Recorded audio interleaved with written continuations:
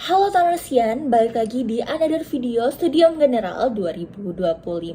Dan kali ini kita bakal bahas dua seleksi nasional perguruan tinggi, yaitu SNBP dan juga SNBT. Bagi kalian yang sedang mempersiapkan untuk seleksi perguruan tinggi, tentunya sudah sering dengar nih kedua istilah tersebut, yaitu seleksi berdasarkan tes dan juga seleksi berdasarkan prestasi. Walaupun namanya cukup mirip, tetapi kedua seleksi tersebut memiliki fokus dan juga mekanisme yang berbeda. Mau tahu apa perbedaannya lebih lanjut dan juga tips dari abang kakak? Yuk kita bahas satu persatu. Untuk materi yang pertama, di sini saya akan ngebahas mengenai seleksi nasional berdasarkan prestasi. Nah, sesuai dengan presentasi yang sudah tertera, dapat kita ketahui ada 659.000 peserta yang terdaftar di jalur SNBP 2024 dan hanya 126.000 peserta yang dapat lulus di jalur ini. Jadi hanya sekitar 19%-nya ya dari siswa yang mendaftar di jalur SNBP.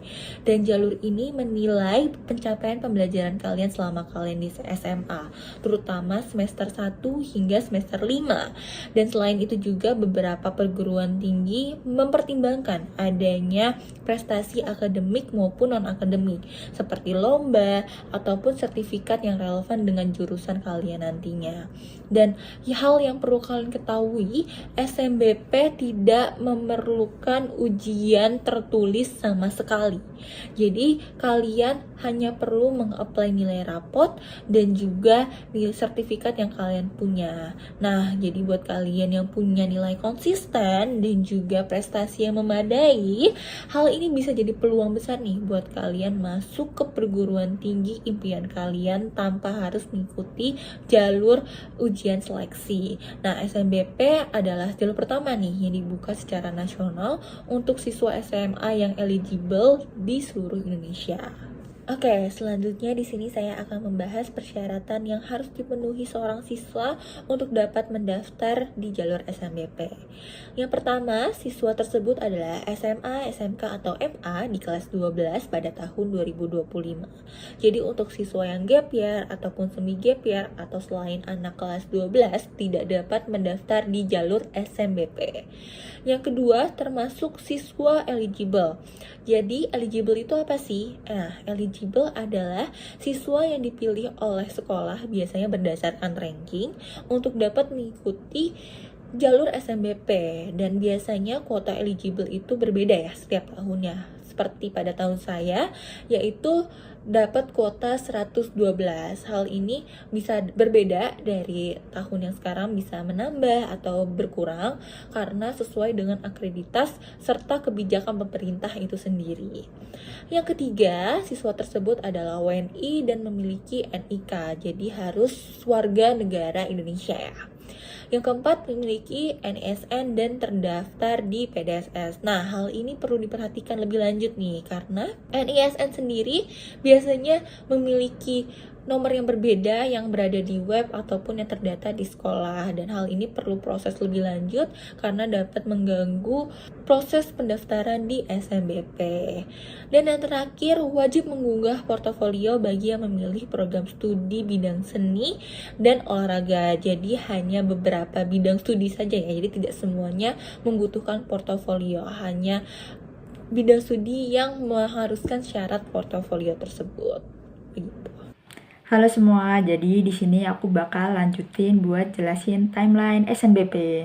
Jadi untuk yang pertama itu pengumuman kuota untuk sekolah berakreditasi A 40%, sekolah berakreditasi B 25%, dan yang berakreditasi C 5%. Lalu yang kedua ada pengumuman eligible di masing-masing sekolah. Yang ketiga ada registrasi akun SNPMB, baik untuk yang eligible maupun non-eligible. Lalu yang keempat, pendaftaran SNBP, dan yang kelima, pengumuman SNBP.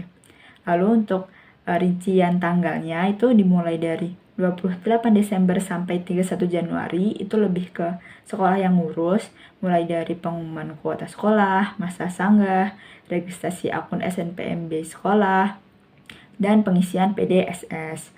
Lalu untuk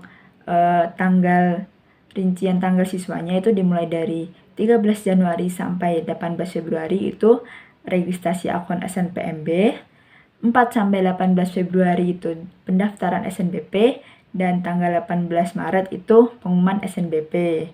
Dan tak lupa buat masa unduh kartu SNBP itu tanggal 4 Februari sampai 30 April 2025. Sekian dari aku. Oke, halo semuanya. Di sini aku akan memberikan beberapa tips and trick untuk kalian yang akan mengikuti jalur SNBP. Yang pertama, kalian itu perlu mempersiapkan akademik, di mana fokus pada konsistensi nilai dari semester 1 sampai semester 5. Karena nilai kalian tuh harus menunjukkan peningkatan dari semester 1 ke semester 5. Tapi kalau misalnya ada penurunan nilai, usahakan untuk gapnya itu tidak terlalu tinggi. Lalu yang kedua, prioritaskan mata pelajaran yang relevan dengan jurusan yang dituju. Misalnya, kalau jurusan teknik itu ada beberapa mata pelajaran pendukung seperti fisika, kimia, dan matematika peminatan. Lalu yang ketiga, manfaatkan sertifikat lomba, organisasi, dan kegiatan kepanitiaan karena nanti bisa disertakan dan bisa menjadi poin tambahan untuk jalur SNBP ini. Dan yang keempat, kalian harus memilih jurusan sesuai minat dan kemampuan karena kalau kalian keterima di jalur SNBP ini dan kalian memilih untuk daftar ulang, maka kalian tidak bisa mengikuti jalur penerimaan yang lainnya. Lalu untuk pemilihan prodi, selain kalian harus tahu minat dan bakat kalian harus memeriksa daya tampung prodi di laman SNBP. Kalian juga harus tahu peringkat sekolah dalam menentukan strategi pemilihan prodi. Kalian juga harus aktif mencari tahu juga dan menganalisis nilai minimum dan rata-rata dari siswa yang lulus dari SNBP di tahun-tahun sebelumnya karena SNBP ini tidak mengandalkan nilai kalian yang tinggi. Jadi kalian juga harus tahu strategi mana yang tepat. Dan untuk yang ketiga, kalian harus mempersiapkan mental, di mana SNBP ini merupakan rangkaian yang panjang, apalagi ada sela-sela waktu kalian harus melaksanakan ujian sekolah ataupun tryout. Nah, di sela-sela itu kalian juga harus tetap mempersiapkan UTBK. Setinggi apapun nilai kalian harus tetap mempersiapkan UTBK. Kalian harus mempersiapkan plan terburuknya karena tidak ada yang tahu, karena kita hanya bisa merencanakan. Lalu yang ketiga, kalian harus mantap dengan prodi yang kalian pilih. Dan yang keempat, jangan lupa untuk meminta doa dan restu kepada orang tua. Sekian tips dan trik yang bisa aku sampaikan kepada kalian. Semoga lancar dan sukses semuanya. Halo, kenalin, aku Naya dari Teknik Perencanaan Wilayah dan Kota, Universitas Gadjah Mada 2024. Di sini aku mau jelasin salah satu seleksi lainnya untuk masuk perguruan tinggi negeri selain SNBP nih, yaitu seleksi nasional berdasarkan tes, atau yang kita kenal dengan SNBT. Nah, jalur ini berbasis hasil UTBK atau ujian tulis berbasis komputer, yang bertujuan untuk mengukur kemampuan akademik dan juga potensi skolastik siswa. Nah, ada beberapa syarat yang harus dipenuhin yang pasti kalian sesuai, yaitu pertama, maksimal umur 25 tahun, dan juga membayar biaya pendaftaran UTBK sesuai ketentuan yang berlaku. Dan ada juga beberapa ketentuan umum yang penting sekali untuk diperhatikan. Pertama, peserta hanya diperbolehkan mengikuti UTBK 1 kali dalam 1 periode. Yang kedua, hasil UTBK hanya berlaku untuk SNBT atau penerimaan PTN di tahun tersebut. Dan yang ketiga, jika sudah dinyatakan lulus dalam SNBP 3 tahun sebelumnya, itu tidak boleh mendaftarkan diri untuk SNBT. Dan itulah beberapa gambaran umum tentang SNBT. Selanjutnya ada penjelasan lebih detail mengenai timeline seleksi ini. Makasih. Baik, jadi untuk timeline-nya kurang lebih seperti itu, bisa dilihat di PPT-nya langsung. Jadi yang pertama-tama, mirip seperti SNBP-nya juga, semuanya harus daftar akun SNPNB. Di sini untuk siswa mulai dibuka tanggal 13 Januari 2025. Jadi jangan sampai lupa daftar, karena kalau nggak daftar SNPNB ini akunnya, nanti nggak akan bisa daftar UTBK maupun SNBP. Saran abang, supaya nanti kalian daftarnya nggak lama dan nggak banyak mikir dokumen-dokumen, mulai dari sekarang, kalau ada scan dokumen seperti akte kelahiran, kartu keluarga, dan rapor dan sebagainya, kalau bisa mulai dari sekarang kalian scan semua itu, dan kalian simpan dalam satu folder gitu di laptop atau HP, supaya kalau misalkan suruh upload apa-apa tuh kalian nggak perlu bingung nyari kemana, karena udah ada di satu folder itu semua dokumen-dokumen penting. Jadi kalau udah di kampus, nanti ada dokumen yang masih di rumah dan sebagainya, itu nggak ada kendala. Terus pendidikan juga biasanya ini semua kegiatan itu dibuka dan diakhiri pukul 15.00 WIB. Jadi bukan malam jam 23.59. Jadi kalau misalkan kalian mau misalkan hari terakhir gitu lupa daftar dan mau ngerjain malamnya, nanti jangan sampai kejadian lupa daftar dan malamnya nggak bisa dibuka lagi karena udah ditutup sorenya. Saran Abang juga supaya kalau daftar itu jangan di hari pertama maupun hari terakhir. Kenapa? Karena untuk antisipasi server overload. Jadi kan, logikanya kalau hari pertama, kedua gitu biasanya masih rame, banyak orang-orang yang mau daftar gitu dan biasanya karena server pemerintah itu kurang kuat, kadang-kadang bisa buat server down dan, bisa error dan bad gateway gitu. Jadinya untuk antisipasi kalian daftarnya itu di tengah-tengah, misalkan mulai hari ketiga atau hari keempat gitu kalian daftar supaya nggak ada masalah dan biasanya juga lakukan daftaran tuh di siang hari supaya, antisipasi kalau malam kadang-kadang servernya ditutup gitu, jadi lakukan daftarnya di siang hari dan di hari-hari tengah gitu. Nah, perhatikan juga, untuk pendaftaran SNBT-nya itu dilaksanakannya, 11 sampai 27 Maret 2025. Ini untuk milih prodi sama lokasi dan harinya. Nah, sementara pengumuman SNBP-nya itu 18 Maret 2025. Jadi kalau kalian yang nggak eligible SNBP, itu kalian bisa langsung daftar di 7 hari pertama. Karena, saat itu kan berarti yang SNBP belum bisa daftar SNBT, karena harus nunggu pengumuman dulu. Nah, di sini kalian yang sudah dari awal mau fokus di UTBK-nya, langsung daftar di hari-hari itu aja, supaya nanti nggak rebutan sama yang SNBP. Sementara kalian yang SNBP itu kalau sudah ternyata keluar hasilnya dan nggak lolos, itu udah nggak usah lama-lama sedih, langsung cepet-cepet aja fokus daftar SNBT UTBK-nya. Jangan gamon dan setelah itu kalian bisa pilih hari untuk UTBK-nya. Di sini ada tanggal 23 sampai 30 April dan 2 sampai 3 Mei. Setelah itu ikut UTBK, pengumuman SNBT dan masa unduh sertifikat SNBT-nya mulai tanggal 3 Juni. Nah, perbedaan utamanya di antara tahun lalu dan tahun ini itu adalah di pelaksanaan UTBK-nya. Kalau tahun lalu itu ada 2 gelombang, April sama Mei. Tahun ini itu tuh digabung 1 gelombang aja, di mulai tanggal 23 April sampai 3 Mei. Di sini selama 10 hari berturut-turut, kecuali ada hari Minggu tanggal 27 sama hari buruh tanggal 1 Mei. Itu mulainya tanggal 23 April hari Rabu dan akhirnya tanggal 3 Mei hari Sabtu. Di sini, itu dalam 1 gelombang ini, 10 hari ini ada 2 sesi tiap hari. Jadi biasanya yang sesi pagi itu jam 8, sesi siangnya mungkin sekitar jam 1 siang gitu, mungkin kurang lebih gitu untuk perkiraannya. Di sini nanti kalian bisa pilih di hari kapan aja, sesi apa aja bebas. Nggak usah peduli sama rumor-rumor yang misalkan sesi pagi lebih gampang soalnya, yang hari-hari awal lebih gampang soalnya, itu nggak usah peduli, karena menurut Abang itu kayak gitu udah dipikirkan sama panitianya. Jadi panitianya udah memikirkan kualitas soalnya nanti seperti apa, dan misalkan ada risiko kebocoran soal dan sebagainya itu udah dipikirkan sama panitianya. Jadi kalian nggak usah, takut ada soal yang susah atau soal yang bocor dan sebagainya. Kalian langsung pilih aja hari dan waktu yang dimana kalian pas untuk melaksanakan, tesnya ini, supaya kalian nggak ada kendala. Karena Abang yakin kalau kalian udah full belajar, udah berdoa, dan all in semuanya, kalau tes ini nanti insya Allah akan lancar dan nggak akan ada masalah. Halo semuanya, selanjutnya kita akan bahas terkait materi SNBT. Sebelumnya, kenalin nama aku Areta dari Teknik Kimia Universitas Indonesia. Nah, di materi SNBT ini terbagi menjadi 2 bagian, yaitu skolastik dan juga literasi. Di tes potensi skolastik ada penalaran umum atau PU, pemahaman bacaan dan menulis PBM, pengetahuan dan pemahaman umum PPU, dan pengetahuan kuantitatif atau PK. Di tes literasi ada literasi bahasa Indonesia, literasi bahasa Inggris, dan juga penalaran matematika.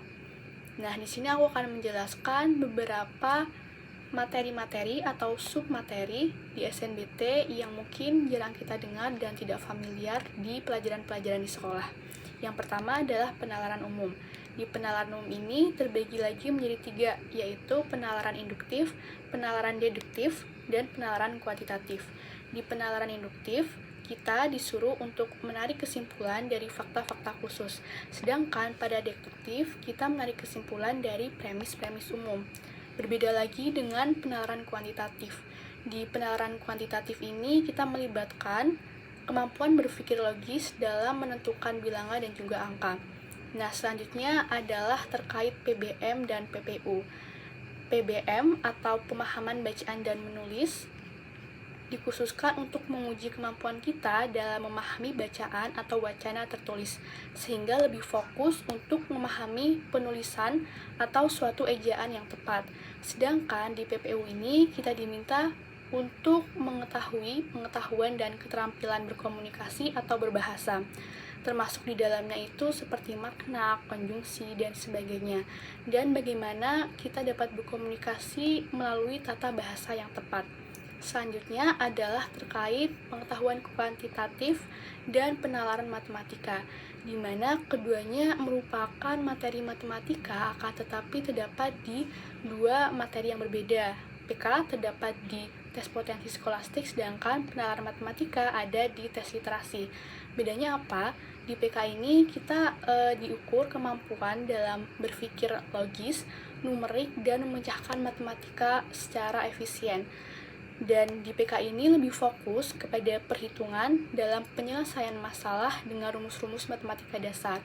Sedangkan pada penalaran matematika ini yang masuk di tes literasi, kita diuji terkait kemampuan kita memahami teks, menemukan ide utama sebuah teks, dan mengidentifikasikan informasi penting dari suatu bacaan soal matematika. Sehingga di PM ini dibutuhkan latihan yang banyak untuk dapat menganalisis dan memahami soal-soal daripada hitungan yang biasanya PM ini dikemas dalam soal cerita. Nah, di sini aku selanjutnya mau nunjukin alokasi waktu pengerjaan UTBK per materinya di 2024 karena untuk 2025-nya masih belum keluar. Nah, di sini kita bisa lihat kalau di PU itu ada 30 soal dengan waktu 30 menit, di mana berarti satu soal sekitar 1 menit. Di PPU ada 20 soal dengan waktu 15 menit. Jadi satu soal itu nggak sampai 1 menit, sehingga kita memang harus sering latihan. Selanjutnya di PBM 20 soal 20 menit, di PK 15 soal 20 menit. Nah, di tes skolastik ini kebanyakan memang satu soal itu dikhususkan untuk 1 menit maupun kurang dari 1 menit, sehingga memang diperlukan latihan yang lebih banyak lagi. Kemudian selanjutnya di tes literasi, di literasi bahasa Indonesia 30 soal 45 menit dan bahasa Inggris 20 soal 30 menit. Selanjutnya yang terakhir adalah terkait penalaran matematika, ada 20 soal dengan waktu 30 menit. Halo teman-teman, kenalin nama aku Arimbi dari FTTM ITB, dan di sini aku akan ngejelasin bagaimana tips and trick dalam menghadapi SNBT. Oke, yang pertama, apa sih hal yang harus kita lakuin dalam menghadapi SNBT? Yang pertama itu latihan soal dan tryout. Nah, dalam menghadapi SNBT, kalian harus perbanyak latihan soal dan juga tryout, karena semakin banyak kalian berlatih, semakin siap kalian menghadapi UTBK. Aku tuh pernah baca kalau UTBK itu bukan hal untuk mengetes seberapa pintar kalian, tetapi untuk mengetes seberapa siap kalian dalam menghadapi UTBK. Yang kedua, bimbel. Menurut aku, bimbel itu adalah suatu privilege. Jadi kalian yang ikut bimbel sebisa mungkin manfaatin semaksimal mungkin gitu. Karena di bimbel tuh kalian bisa mendapat banyak hal kan. Bisa dapat latihan soal, dapat teman belajar, dapat tentor juga yang bisa ngajarin materi dan juga pembahasan soal. Terus selanjutnya start dari awal. Dalam belajar SNBT itu menurut aku better belajar dari awal, dari bab 1 gitu. Misal urut. Karena apa? Karena agar materi yang kalian dapat itu nyambung gitu loh dari awal sampai akhir. Jadi lebih enak aja belajarnya. Terus yang keempat, pahamin materi. Dalam menghadapi SNBT tentu harus paham dong. Kalian juga pasti tahu kan materi-materi yang diujikan itu apa aja, sub-sub materinya. Nah, kalian juga bisa ukur kemampuan diri kalian di mana di sub-sub bagian mana sih yang masih kurang. Nah, di sub-sub bagian yang masih kurang tadi bisa di-push, bisa lebih diperbanyak lah latihan soal di materi-materi yang belum kalian pahami. Terus hal yang tidak boleh dilakukan saat mempersiapkan SNBT. Yang pertama, berpatokan pada satu sumber. Nah, kan banyak tuh sumber-sumber belajar yang gratis bahkan di internet. Nah, kalian manfaatin hal itu.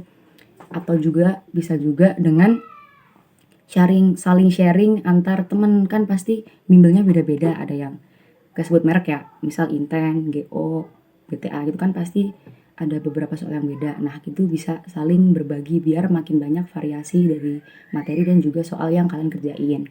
Yang kedua, jangan ngafalin soal. Karena apa? Karena tiap soal tuh pasti ada detail-detail atau hal-hal yang divariasiin gitu. Jadi nggak bisa tuh solusi buat soal A kalian terapin sama persis buat di soal B.